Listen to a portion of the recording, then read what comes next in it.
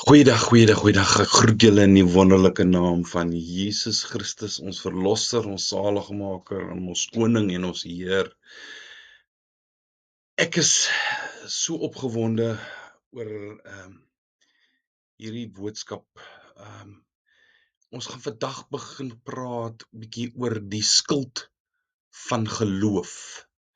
Soos ek mos verduidelik het in Efesiërs 6, waar jy die volle wapenrusting van God moet aantrek, en ons het nou verlede week die swaard behandel, en dat dit die woord van God is, en dat dit die woord van God so belangrik is.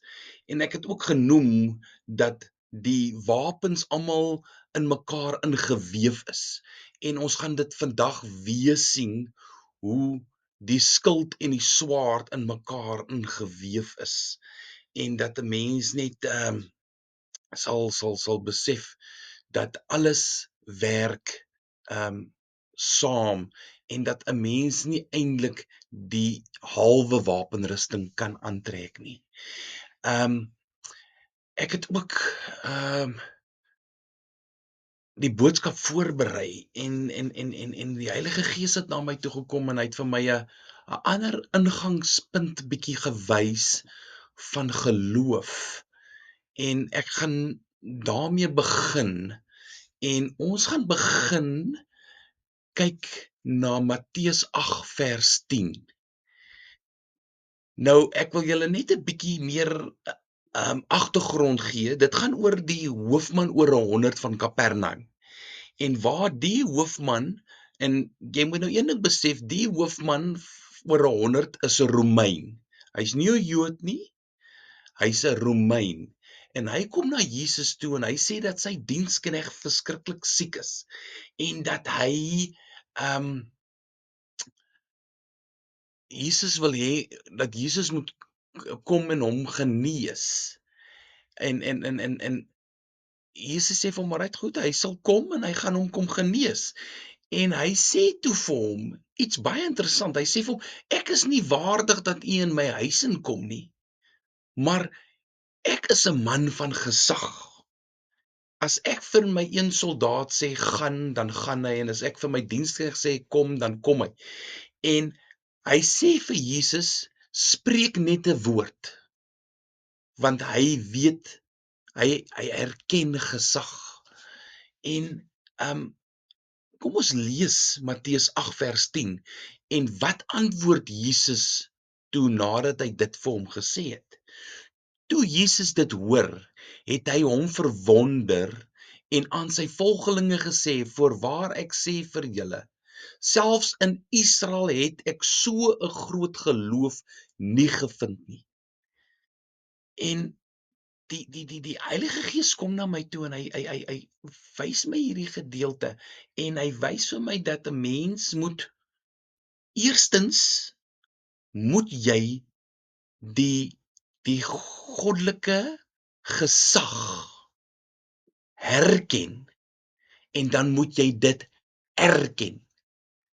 Nou wat hierdie hoofman oor 100 gedoen het, hy het Jesus Christus se gesag herken, en toe het hy erkenning aan sy gesag gegee, deur vir hom te sê, hy kan maar net 'n woord spreek, en dit sal so wees. En toe sê Jesus vir hom, hy het nog nooit, in die hele Israel, het hy nog nooit so groot geloof gevind nie. So dit is iets wat baie interessant is, dat 'n mens moet herken en dan erken. Ons moet daardie twee prinsipe verstaan, dat dit gaan saam met geloof. Dan kyk ons na 'n volgende gedeelte. 1 Tessalonisense 2 vers 3. Ons het dit verlede week ook gehad, dis ook 'n deel van hierdie versie, en hy sê, "Daarom dank ons God ook sonder ophou, dat toe julle die woord van God ontvang het, wat deur ons verkondig is, julle dit aangeneem het, nie as die woord van mense nie, maar soos dit waarlik is, as die woord van God, wat ook werk in julle wat glo." So, hier kan ons weer sien dat die woord van God kom saam met geloof in aanraking. En dan kan ons na Hebreërs 11 vers 1 en tot 3 kan ons kyk. En dit is amper soos die Bybelse definisie van geloof. As jy wil weet wat geloof is, dan sal Hebreërs 11 vers 1 tot 3 vir jou dit baie mooi verduidelik. Hy sê: Die geloof dan is 'n vaste vertroue op die dinge wat ons hoop, 'n bewys van die dinge wat ons nie sien nie. Want daardeur het die mense van die ou tyd getuienis ontvang. Deur die geloof verstaan ons dat die wêreld deur die woord van God toeberei is, sodat die dinge wat gesien word nie ontstaan het uit sienlike dinge nie. Geloof is 'n vaste.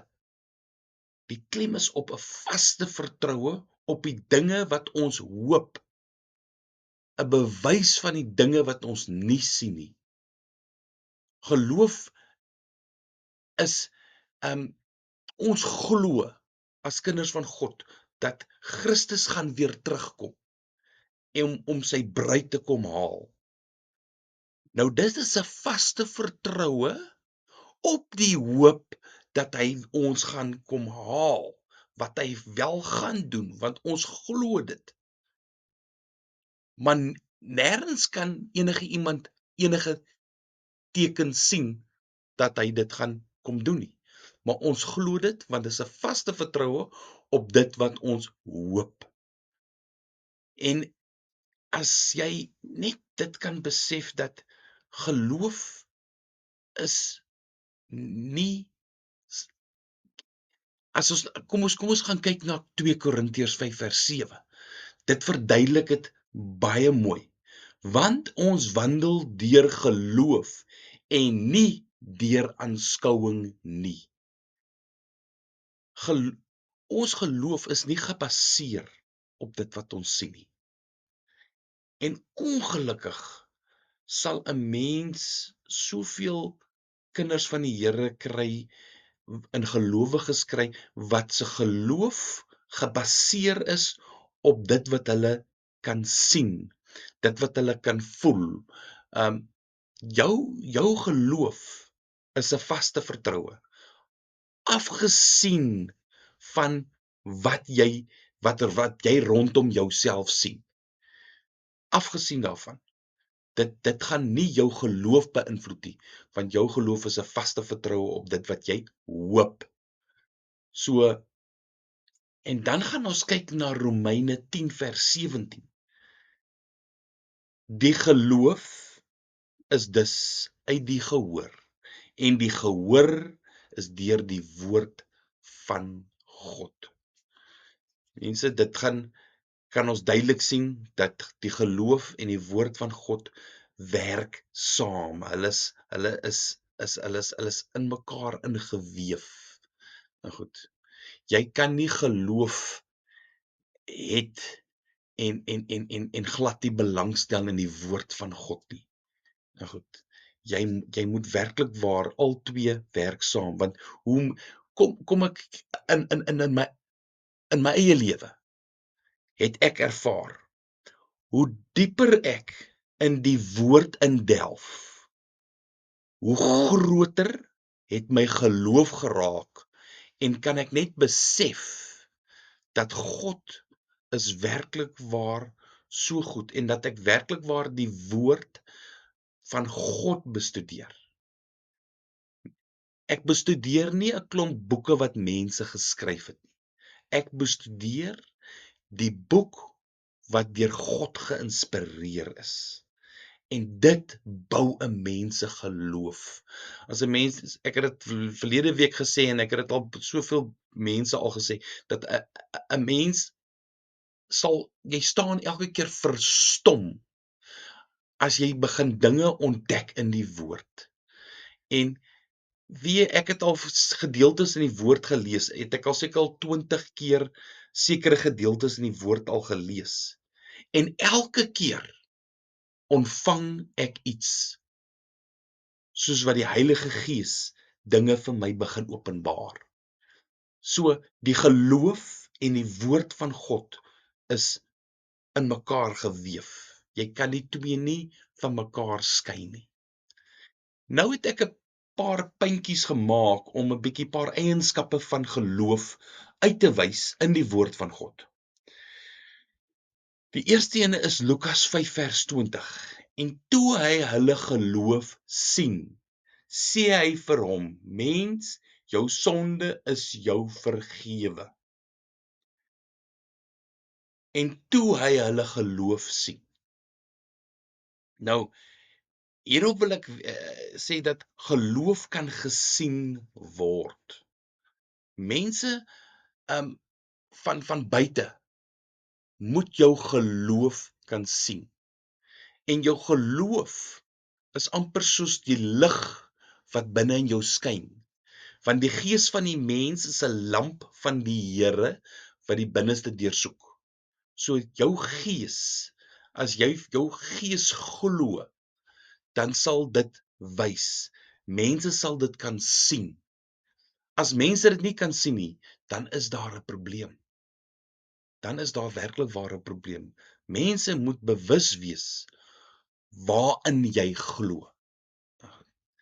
Dan kyk ons gou-gou na Matteus 9 vers 22 en dan Johannes 3 vers 18. Matteus 9 vers 22 en Jesus het omgedraai en haar gesien en gesê: Hou goeie moed, dogter, jou geloof het jou gered. En die vrou het gesond geword van daardie uur af. Johannes 3 vers 18. Hy wat in hom glo, word nie veroordeel nie, maar hy wat nie glo nie, is alreeds veroordeel, omdat hy nie geglo het in die naam van die eniggebore seun van God nie. Hier kan 'n mens sê geloof red. En as jy in die Bybel lees, daar's soveel versies wat ek vir julle kan aanhaal, waar Jesus vir die mense sê dat jou geloof het jou gered. En hy noem dit soveel male vir mense. Jou geloof red jou. So, jou geloof in Jesus Christus gaan die weg vir jou openbaar en gaan vir jou die waarheid gee wat jy na soek en jy gaan die lewe ontvang. Dis hoekom hy gesê het, ek is die weg, die waarheid en die lewe. Niemand kom tot die Vader behalwe deur my nie. En dan gaan ons na Markus 4 vers 40. Toe sê hy vir hulle: Waarom is julle so bang? Hoe het julle dan geen geloof nie? So die derde eienskap van geloof is geloof bevat geen vrees nie. Geloof bevat geen vrees nie. Hierdie gedeelte het gekom toe die Here die storm stil gemaak het, waar hulle Jesus wakker gemaak het en toe hy vir hulle gesê het: Waarom is julle so bang? Hoe het julle dan geen geloof nie? En dit is waar, want as 'n mens na 2 Timoteus 1 vers 7 kyk, van God het ons nie 'n gees van vreesagtigheid gegee nie, maar van krag, liefde en selfbeheersing. Mense, want God het ons gegee. Wat se gees het God ons gegee? Hy het vir ons die Heilige Gees gegee. Die Heilige Gees bekragtig ons. Hy leer ons hoe om in liefde te wandel en hy help ons om selfbeheersing toe te pas sodat ons nie in sonde verval nie. So dis waar, geloof bevat geen vrees nie. So 2 Timoteus 1 vers 7 moet 'n mens eintlik altyd sommer memoriseer en dit deel maak van jou lewe. En as dinge te veel raak vir jou en jy begin van baie dinge hoor rondom jou en jy kan voel hoe die angs of die vreesagtigheid binne in jou opstoot, dan moet jy sê 2 Timoteus 1:7 sê, want God het ons nie 'n gees van vreesagtigheid gegee nie, maar van krag en liefde en selfbeheersing. Dan gaan ons na Matteus 21:21. Maar Jesus antwoord en sê vir hulle: "Voorwaar ek sê vir julle, as julle geloof het en nie twyfel nie, sal julle nie alleen doen wat met die vyeboom gebeur het nie, maar al sê julle ook vir hierdie berg, hef jou op en werp jou in die see, sal dit gebeur." Die 4de eienskap wat ek wil uitlig is dat geloof bevat geen twyfel nie. Mense, dit is 'n baie moeilike een. Ek self, ek is skuldig. Ek steek my hand op, ek sê ek is skuldig. Want daar is baie maal dat 'n mens twyfel. Maar 'n mens moet waak teen dit. En 'n mens moet jou geloof opbou en net besef dat die Here het vir ons soveel beloftes in die woord gegee. Weet jy dat die Here het meer as 300 Ou Testamentiese profesieë oor hom vervul. En dat as jy dit wiskundig wil uitwerk, sal enige een wat dit vir jou probeer doen vir jou sê, kykie, dit is fisies onmoontlik dat enige mens 300 profesieë sal vervul, man alleen. En dat die Here het dit gedoen. So elke belofte wat hy gemaak het, wat nog moet plaasvind, gaan ook gebeur. En ons moet dit besef. Ons moet daai woord vat en dit besef. En dan ons moet in 2 Korintiërs 1:20 lees ons: maak nie saak hoeveel beloftes daar in die woord van God is nie. In Jesus Christus is hulle ja en amen. Dis afgehandel. Die beloftes is daar. Ten slotte wil ek na Jakobus 2:17-20 gaan. En ons kan daarso lees: net so is ook die geloof. As dit geen werke het nie, in sigself dood. Maar iemand sal sê, jy het die geloof en ek het die werke. Toon my jou geloof uit jou werke en ek sal jou uit my werke my geloof toon. Jy glo dat God een is. Jy doen goed. Die duiwels glo dit ook en hulle sidder. Maar wil jy weet, o nietige mens, dat die geloof sonder werke dood is.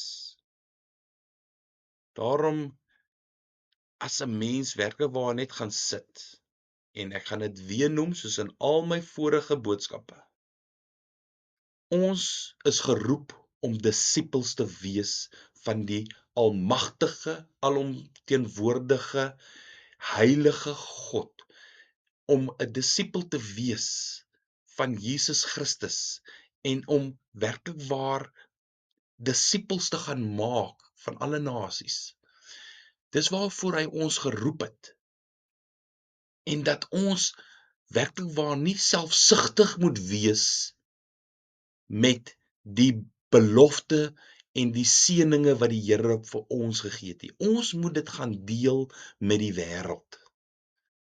Daarom is dit so belangrik dat as jy werklik waar, as jy vir my dit werklik waar glo, dit wat in die woord van God staan, en jy het geloof daarin, en jy doen nie die werke nie. Jammer om dit te sê, maar dan twyfel ek werklik waar in jou geloof. Ons moet werklik waar met mense gaan vertel en mense praat. Ons moet werklik waar mense net jy hoef nie 'n prediker, 'n pastoor of iemand te wees wat die woord van God goed ken nie. Jy kan net jou getuienis gee. Net vir die mense vertel hoe die Here jou uit die modder uit opgetel het en dit vir mense vertel. Dan wil ek ook net Habakuk 2 vers 4 lees. Kyk, sy siel is opgeblaas in hom. Kom ons lees weer. Kyk, sy siel is opgeblaas in hom en nie reg nie, maar die regverdige, deur sy geloof sal hy lewe. Deur jou geloof in Jesus Christus sal jy die ewige lewe beerwe. Deur jou geloof sal jy wandel volgens jou geloof. Jou werke sal spreek van jou geloof. En dan Psalm 64 vers 3 tot 5. Julle kan onthou in Efesiërs, dan noem hy die skild van geloof. En waarvoor was hierdie skild gewees? Om die vuurige pyle af te keer.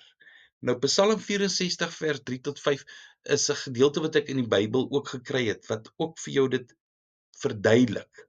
En 'n mens kan sien. Steek my weg vir die raad van die kwaaddoeners, vir die gewoel van die werkers van ongeregtigheid, wat hulle tong skerp maak soos 'n swaard, hulle pyl rig bitter woorde, om in skuilplekke van die opregte te skiet. Skielik skiet hulle hom en vrees nie.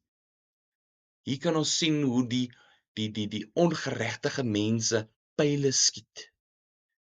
En die pyle wat hulle skiet in die gees is bitter woorde.